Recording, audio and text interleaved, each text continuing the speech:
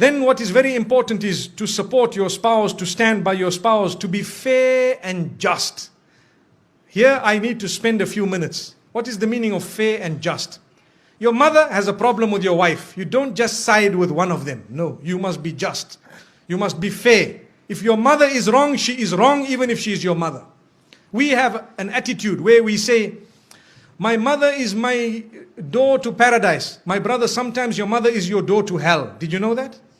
From Islam, I'm telling you, if that mother of yours is oppressive and she is doing something wrong, she could be your door to hell, not to heaven. Do you know that? Wallahi. And I am saying this with all passion because we have seen a lot of marriages where the mother-in-law thinks she is the queen who is married to the woman who you are married to before you. And then she comes and relays all her unjust instructions which are absolutely unacceptable, and the man just sits down. That's my mother. That's my mother. That's my mother. How long are you going to keep on saying that's your mother when she is oppressing your wife?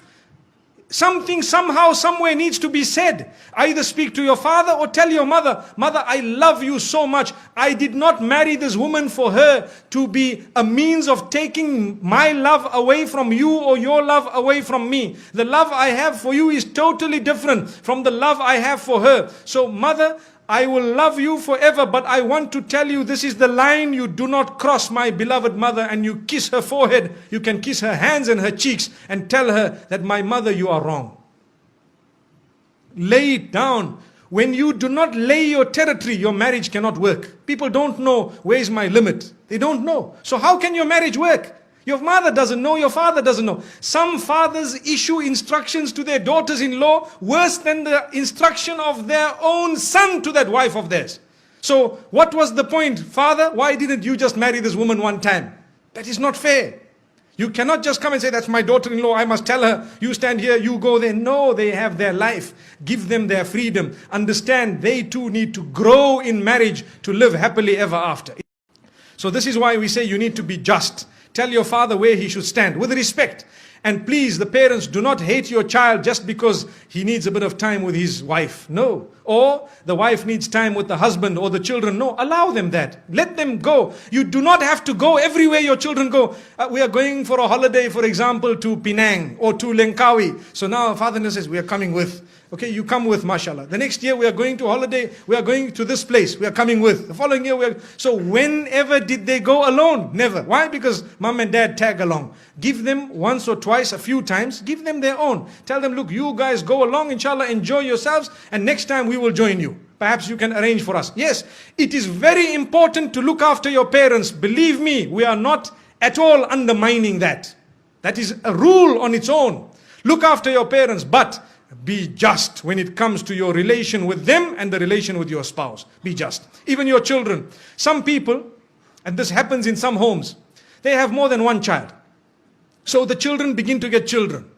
So those children who live with them in the same home, every time we shout them, we pick on them. Why? Because they live in the same home. And when the other son's children come, because they live far away, oh, my son, where were you? What happened? These children are watching. They are seeing, look at this grandfather of mine.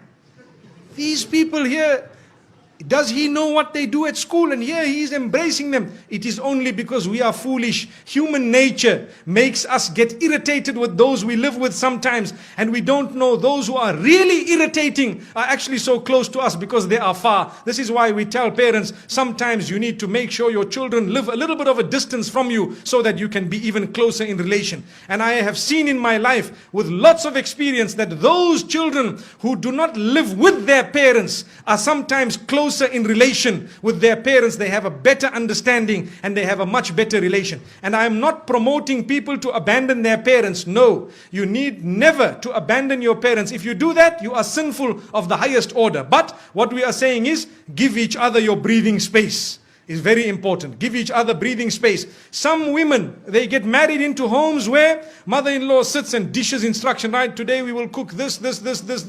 I'm inviting 20 people for lunch, 40 people for supper. Tomorrow morning, 60 people for breakfast. But hang on, man. I am one daughter-in-law here. We are a few people here. What's going on? If this happened once a while, it's okay, but you cannot just sit back and dish out instructions as though this is a restaurant. MashaAllah, if you really want, I have a friend who owns a restaurant known as Dine More down the road. Perhaps we can go there. MashaAllah.